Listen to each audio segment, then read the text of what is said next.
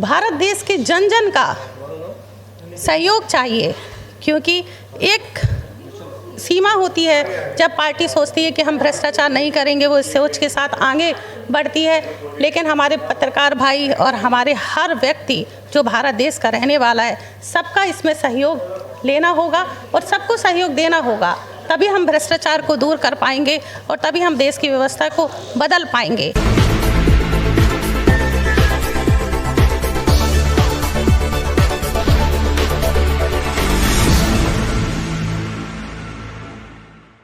नमस्कार, नवजागरण लाइव में आपका स्वागत है। अभी हम प्रेस कॉन्फ्रेंस में हैं, यहाँ प्रेस क्लब ऑफ इंडिया में। भारतीय स्वदेशी कांग्रेस नाम से जो पार्टी है उसकी एक प्रेस कॉन्फ्रेंस चल रही है। तो राष्ट्रीय अध्यक्ष पूनम जी हैं हमारे साथ, इनसे जानेंगे कि क्या है इनकी पार्टी के विशेष जो एजेंडा और जो आने वाला चुनाव है उसको देखते हुए क्या इनकी योजनाएं हैं। जी स्वागत है मैम। जी, भारतीय स्वदेशी कांग्रेस पार्टी का एजेंडा तो देखिए, अभी चुनाव पे उतार रहे हैं हम लोग अपने प्रत्याशियों को। तो सर्वप्रथम हम लोगों का एजेंडा तो यही है कि जो जिस भी क्षेत्र से जो प्रत्याशी हमें लड़ें, उस क्षेत्र का पूर्णतः विकास करें और उसमें व्यवस्था में नया परिवर्तन करें।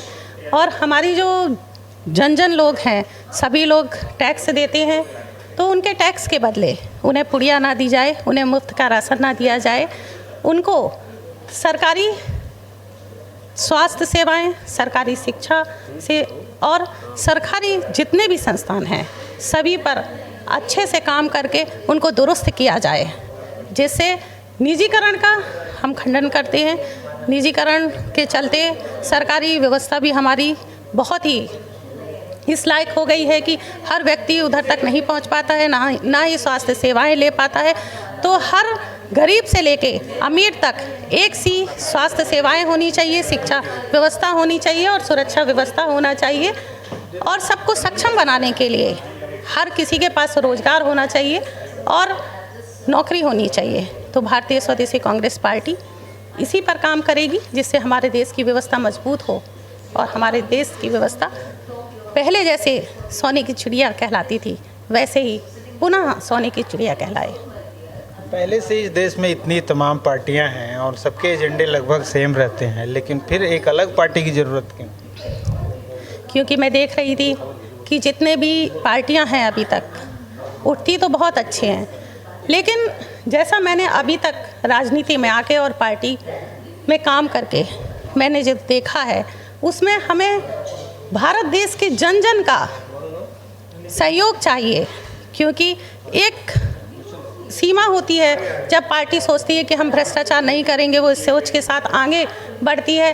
लेकिन हमारे पत्रकार भाई और हमारे हर व्यक्ति जो भारत देश का रहने वाला है, सबका इसमें सहयोग लेना होगा और सबको सहयोग देना होगा, तभी हम भ्रष्टाचार को दूर कर पाएंगे और तभी हम देश की व्यवस्था को बदल पाएंगे। तो हम जन जन की आवाज़ उठाने आए हैं, ना कि हम पुड़िया देने आए हैं।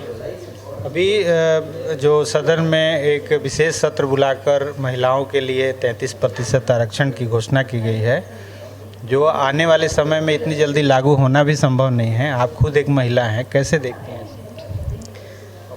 मैं एज अ महिला इसका निंदा करती हूँ। इस आरक्षण बिल का अभी वैसे भी लागू नहीं होना है, कितने साल लगेंगे इसमें। ये सिर्फ एक पुड़िया थी। शायद 2024 में आने वाले चुनाव में महिलाएं जो हमारे देश की 50% से भी ज़्यादा वोटर हैं, उनको आकर्षण दिखाना था और उनको उनकी भावनाओं से खेलना था।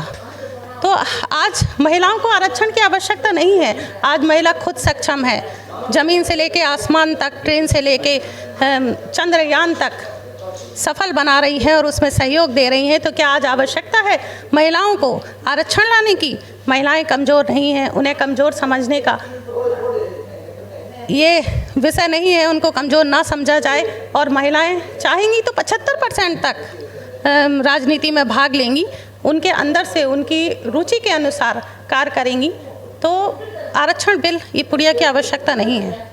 चलिए, हम उम्मीद करते हैं कि आपकी पार्टी आपकी जो योजनाएं हैं उस पर खरी उतरे और देश एक विकास की गति में जा सके। जी, आप सबका सहयोग बहुत आवश्यक है, क्योंकि हमारे पत्रकार भाई बहन ही हमारी आवाज़ को केंद्र तक पहुंचा पाएंगे और गांव से लेकर शहर तक जन जन की आवाज़ बन पाएंगे। आप ही लोग हम लोगों की आवाज़ हैं, इसलिए आप सबका सहयोग बहुत आवश्यक है। बहुत बहुत धन्यवाद। ठीक।